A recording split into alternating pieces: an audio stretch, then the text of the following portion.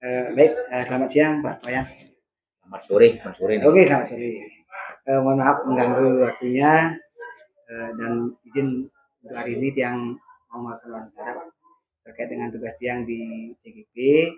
Salah satunya adalah melakukan wawancara terhadap pimpinan dan kebetulan Bapak hari ini meluangkan waktu untuk saya yang izin untuk wawancaranya. Nah, wawancara yang Tiang lakukan ini adalah terkait dengan bagaimana Bapak selaku pimpinan Wiki dalam hal mengambil keputusan yang berkaitan dengan kasus-kasus yang ada di sekolah kita. Mungkin kita mulai saja Pak. Yang pertama adalah selama ini Pak, bagaimana Bapak dapat mengidentifikasi kasus-kasus yang merupakan dilema etika atau bujukan moral. Terima kasih. Mungkin ini istilah baru ya terkait dengan dilematika etika. Jadi karena selama ini mungkin kita ya yang model-model jadul lah kita belum mengenal itu. Nah, coba kita akan mengkaji dari pengalaman-pengalaman yang selama ini kita tangani bersama ya. Jadi terkait dengan dilema etika itu ya. Nah, yang pertama terkait dengan bagaimana kita mengklasifikasi permasalahan, identifikasi istilahnya ya. Nah, tentu dari permasalahan yang muncul itu kita mengawali dari ada tidaknya komitmen atau kesepakatan awal terkait dengan bagaimana menangani masalah itu. Nah, yang kedua tentunya nanti kita akan melihat bagaimana dampak dari kasus yang terjadi. Dapat terjadi baik dampak secara individu, kemudian sosial dan moralnya, termasuk psikologi, baik yang bersifat penyebab dan akibatnya. Itu yang kita lihat. Kita identifikasi dulu. Nah, kemudian yang tidak kalah pentingnya dan itu adalah dari kasus-kasus yang terjadi itu kita harus menjustifikasi dulu, harus tahu siapa-siapa saja yang terlibat dalam permasalahan itu. Jadi tentu nanti tidak tertutup kemungkinan, umumnya kan ada dua pihak, tapi tidak ada yang melebar sampai melibatkan. Nah, jadi itu hal-hal penting yang perlu kita identifikasi terkait dengan bagaimana mengawali jadi untuk mengklaster permasalahan itu bisa lebih terang. Oke, terima kasih Pak. Nah, berikutnya Pak, Niki selama Pak menjalankan pengambilan keputusan tersebut, terutama untuk kasus-kasus di mana ada dua kepentingan yang sama-sama benar Pak, atau sama-sama mengandung nilai kebajikan, jadi bagaimana menjalankannya. Jadi dua kepentingan yang sama-sama benar ya. Mungkin kalau yang ada kan yang sudah pernah di sekolah kita antara siswa yang mungkin satu ada siswa yang tidak mengikuti peraturan sekolah, misalnya memakai seragam karena kurang mampu. Itu kan mungkin dari kebenarannya memang benar dia kurang mampu. Di satu sisi juga peraturan sekolah kan menuntut supaya anak itu menggunakan seragam sesuai dengan seperti itu misalnya Pak. Nah, seperti apa Pak mungkin mengambil keputusan? Sebenarnya permasalahan yang terjadi itu tidak hanya sebatas dua hal yang semuanya benar. Bisa saja mungkin nanti ada satu benar satu salah, atau mungkin bisa dua-duanya salah. Nah, di sini istilah pentingnya nanti kita yang pertama tadi mengidentifikasi permasalahan itu. Nah, yang jelas terkait dengan apa yang ditanyakan bahwa ada permasalahan yang sifatnya sama-sama benar itu ya memang ini sebuah simalakama sebenarnya dilematis. Nah, cuma kita dalam mengambil keputusan itu bagaimana nanti meminimalisasi dalam pengambilan keputusan itu supaya di satu pihak tidak merasa dirugikan, kemudian di satu pihak tidak merasa diunggulkan. Nanti ada istilahnya itu saling istilahnya win-win solution. Jadi makanya dalam istilah manajemen konflik itu ya, jadi bagaimana nanti itu kita bisa mengurangi terjadi perasaan yang bersalah dan perasaan yang mengunggulkan. Nah, tentu nanti yang tidak kalah pentingnya adalah menimbang dampaknya. Nah, jadi istilahnya itu seperti dalam rangkaian itu dengan mudarat dan ya apa dulu istilah orang sananya itu dampak baiknya dan dampak buruknya. Nah, terkait dengan kebijakan yang tadi itu ada siswa seperti ini yang melanggar ada seragam sekolah dengan alasan kalau memang kita mengacu pada aturan yang berlaku ya pasti ada aturan main, ada tertibnya ya, pakaian hari ini begini dan seterusnya. Nah, tetapi di pihak lain siswa juga memiliki alasan tertentu kenapa sampai mereka melanggar. Nah, sehingga nanti ini pentingnya kita mencari sebab-sebabnya, jangan sampai nanti kita langsung memvonis begitu mereka melanggar aturan sudah kita nyatakan mereka bersalah. Nah, di sini perlunya kita mengambil sebuah kebijakan. Nah, tentu nanti dasarnya adalah menelusuri kenapa sampai anak-anak itu melanggar. Apakah memang setiap hari melanggarnya atau memang jadi sebuah kebiasaan mereka melanggar. Itu nanti ada penyebabnya. Nah, mungkin setelah kita telusuri seperti apa yang Ketut Predisika itu misalkan karena alasan sangat-sangat mendesak itu memang mereka dalam kategori miskin, tidak bisa membeli pakaian seragam. Nah, di sini kan kita sudah mengambil kebijakan jadi bahwa kita tidak mewajibkan anak-anak untuk membeli seragam baru.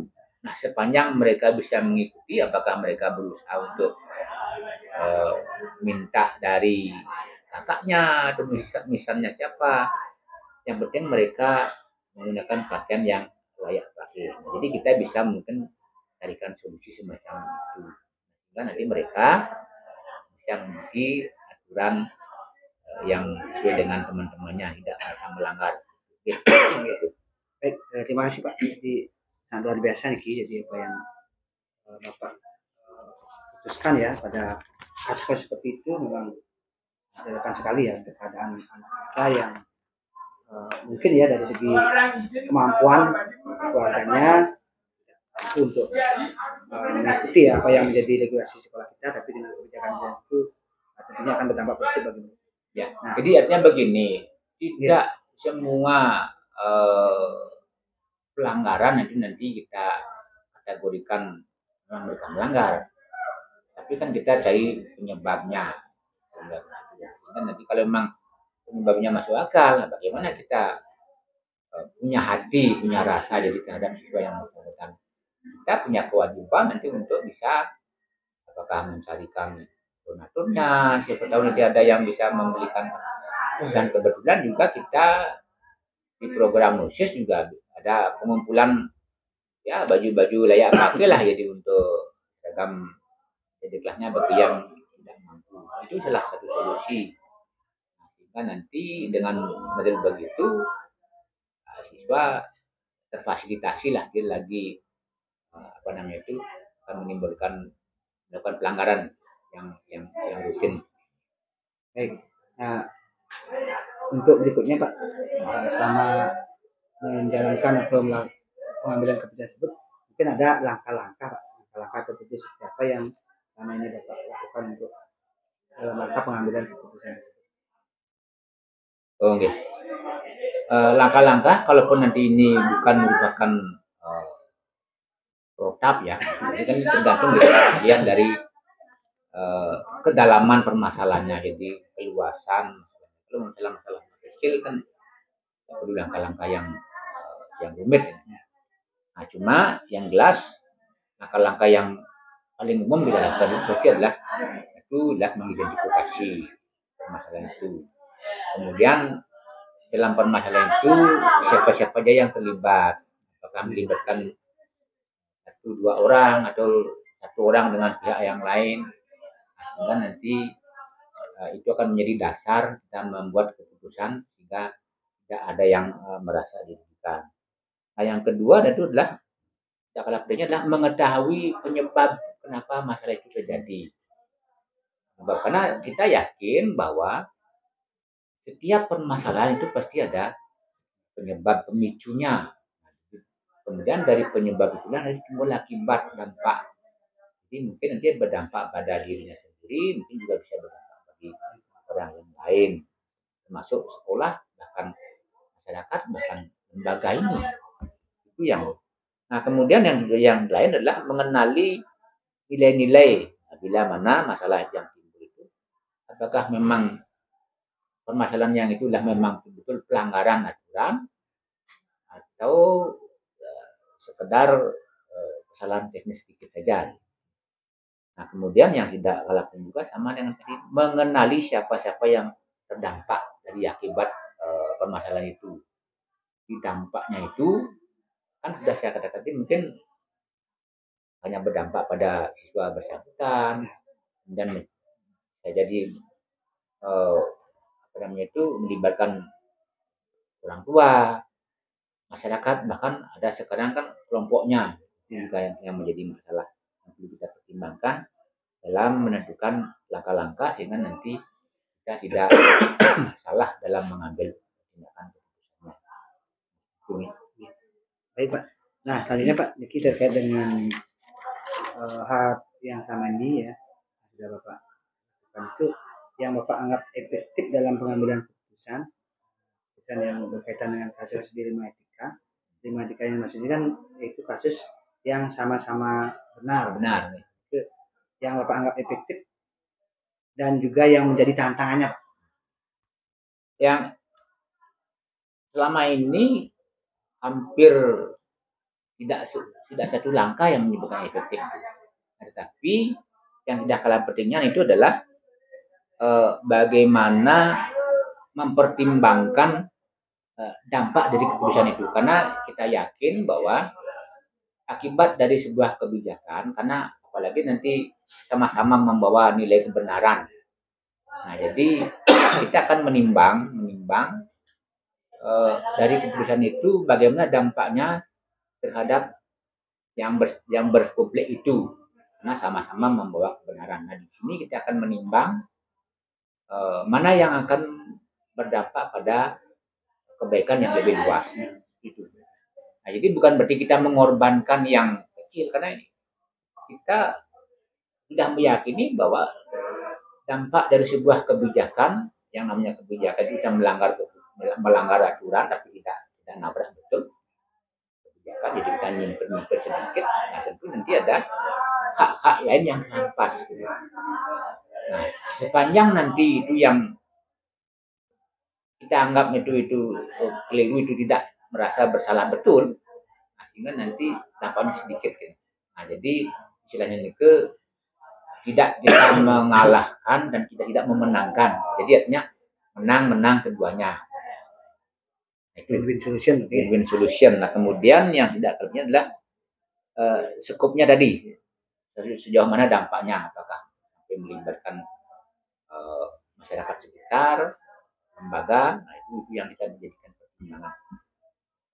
Nah, kemudian tantangannya tentu nanti yang tidak kalahnya adalah terkait dengan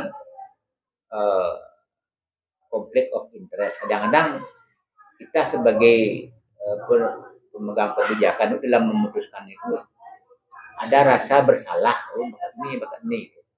Nah, ternyata di sana konflik kepentingan itu menjadi tantangan yang paling berat bagi kita. Oke. Nah, kemudian yang tidak kalah pentingnya juga tidak semua keputusan yang saya katakan tadi itu kan akan bisa memuaskan semua pihak. Jadi makanya di sana itu ada bagaimana yuk yang merasa tidak diikuti alurnya mungkin tidak merasa diabaikan, kemudian yang merasa kita anggap hukum bukan merasa unggul. Jadi di sini adalah sama-sama mencari nilai titik tengahnya. Itu yang kiranya. Yang jelas pastinya setiap kebijakan itu kita pasti tidak akan bisa memuaskan semua pihak. Saya kira itu yang bisa saya sampaikan. Oke, terima kasih Pak. Jadi tantangannya adalah bahwa keputusan yang diambil itu tidak semuanya bisa Ya, memuaskan. risiko dari sebuah kebijakan itu pasti. Oke, Pak. Jadi terkait dengan pengambilan keputusan juga, Pak, bagaimana Bapak mengatur waktunya itu? Apakah ketika ada satu kasus itu langsung diselesaikan di tempat atau harus memerlukan jadwal khusus? Oke. Nah, terkait dengan durasi, jadi kita akan memilah lagi. Jadi kalau memang permasalahan sangat itu melibatkan banyak orang, apalagi harus menghadirkan orang tua, tentu ini perlu proses menyurati orang tua dulu, kita buat jadwal pertemuannya. Jadi untuk hal-hal yang sederhana saya kira mungkin bisa dengan bantuan para guru, Wakasek dan BPK. Nah, khusus nanti yang melibatkan banyak pihak, nah ini tentu kita harus undang dan perlu kita jadwalkan tentunya. Jadi supaya nanti para pihak yang akan kita mintakan informasi supaya valid nanti, nah, jadi semua ketemu dalam waktu dan tempat yang sama. Nah, makanya perlu memang penjadwalan. Jadi ada satu kasus yang dijadwalkan khusus, ada satu kasus lagi yang memang bisa ditangani. Tetapi tidak semua kasus harus terjadwal. Itu kan melihat dari apa itu namanya tingkat berat rendahnya, berat ringannya kasus yang terjadi yang kita tangani. Itu yang kita lakukan selama ini. Berarti tergantung gini Pak ya, tergantung kasusnya seperti apa. Tingkat kesulitan kasusnya. Kemudian tingkat kepada siapa saja yang terlibat dalam menangani kasus itu. Kalau misalkan hanya perkalian permasalahan 2 orang, masalah percintaan selesai di sini, saya kira dengan pernyataan cukup. Kalau yang melibatkan orang luar, ini yang penting perlu harus jadi orang tuanya, mungkin para wali dan sebagainya, dan bila perlu para pihak yang terkait itu penegak hukum, polisian juga, apalagi kan dengan kriminal tuh, ya hukum harus tahu. Lah perlu kita penjadwalan. Baik, terima kasih Pak. Nah, tadi lagi 2 pertanyaan. Nah, yang berikutnya Pak, adakah seseorang atau faktor-faktor yang selama ini mempermudah atau membantu Bapak dalam pengambilan keputusan dalam kasus dilematika itu? Kalau orang per orang yang membantu pasti banyak. Sama teman-teman Wakasek yang memberikan urun pendapat. Nah, tapi yang paling penting itu adalah bagaimana para pihak yang berkasus ini mereka bisa mengungkapkan nilai-nilai kejujurannya. Mereka jujur menyampaikan kenapa sampai masalah itu terjadi. Nah, jadi karena dari kejujuran itu nanti akan bisa mengurangi dampak negatif dari keputusan yang kita ambil. Nah, jadi kalau sudah jujur, nah berarti kan mereka sudah mengakui kalau memang salah, yang mereka salah. Kalau memang kalau ini kejujuran ditutupi, nah ini akan berat bagi kita. Nilai-nilai kejujuran dari para pihak yang kita tangani itu menjadi penting. Jadi dalam menyelesaikan sangat membantu itu. Baik, terima kasih Pak. Jadi artinya bahwa di samping juga melibatkan Wakasek, guru-guru, pihak-pihak yang memang berwenang di sekolah ini Pak ya, juga adalah dari yang bermasalah. Ya, yang bermasalah itu penting. Nilai kejujuran seperti apa? Mengungkap kasusnya itu sesuai dengan fakta yang sebenarnya. Ya, kalau sama dengan kita ke dokter, kalau kita tidak jujur mengungkapkan penyakit kita ya, dokter bisa ngasih obat yang benar Pak. Ya, itu modelnya kan, karena itu kan. Oke, luar biasa nih Pak. Kejujuran penting sekali. Keren nih untuk bisa yang bisa terapkan nanti ketika ada studi kasus di tugas saya maupun di dalam pekerjaan saya. Oke. Nah, ini yang terakhir Pak. Dalam semua hal yang telah disampaikan, ya sudah malang bintang hampir berapa tahun Pak? Di atas 12 tahun di atas pimpinan Diki. Nah, pembelajaran apa yang Bapak dapat petik ya dari pengalaman Bapak selama di sekolah, khususnya dalam pengambilan keputusan untuk kasus yang berkaitan dengan dilema? Hikmahnya mungkin Bapak itu. Hikmahnya tentu nanti adalah tanggung jawab moral. Karena kita selaku mengambil keputusan, jadi kadang-kadang tidak jarang kita merasa bersalah. Kita begitu ya. Nah, jadi makanya di sini penting informasi valid dari para pihak dan dari fakta-fakta yang mendukung itu, sehingga nanti kita bisa mengantisipasi yang memperkecil lah kekeliruan dalam pengambilan keputusan. Yang jelas tanggung jawab moral itu yang menjadi apa namanya itu yang terpenting jadi untuk Pak, luar biasa nih karena keputusan dari sekolah ya, keputusan paling atas kan Pak Pasco itu adalah mungkin menunjukkan integritas sekolah Pak ya. Ya. Bagaimana keputusan itu akan menjadi rujukan untuk kasus-kasus yang sama di kemudian hari kan demikian ya. Kalau ada kasus yang sama, gimana sekolah mengambil keputusan karena sebelumnya sudah ada kasus yang sama mungkin menjadi rujukan kan. Ya. Berikutnya akan begini juga polanya. Meskipun tidak persis sama, tapi minimal langkah-langkah itu dasar pikirannya juga mungkin bisa diambil seperti itu.